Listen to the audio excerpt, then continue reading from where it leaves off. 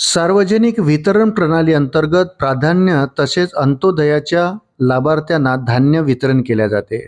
मे व जून 2026 या महिन्याचे स्वस्त धान्य दुकानामार्फत धान्य वाटप सुरू आहे।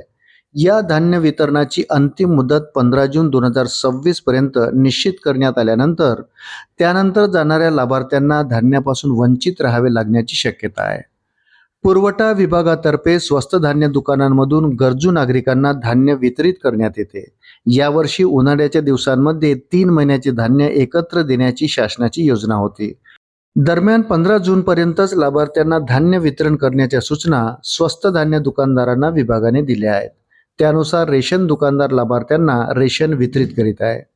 पुरवठा विभागातर्फे स्वस्त धान्य दुकानांमधून गरजू नागरिकांना धान्य वितरण करण्यात येते। मे व जून महिन्याचे धान्य वाटप करण्याची अंतिम तारीख 15 जून निश्चित करण्यात आली आहे।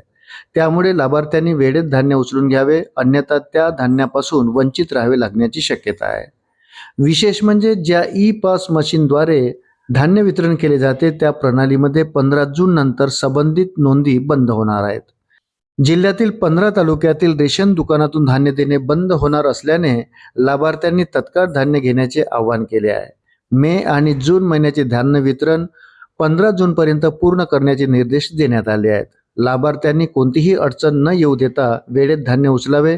निर्धारित मुदतीनंतर ई-पास प्रणाली बंद झाल्यास पुढील वितरण शक्य होणार नाही। अशाच नवनवीन अपडेटसाठी व्हिडिओला लाईक आणि चॅनलला सबस्क्राईब जरूर करा। धन्यवाद।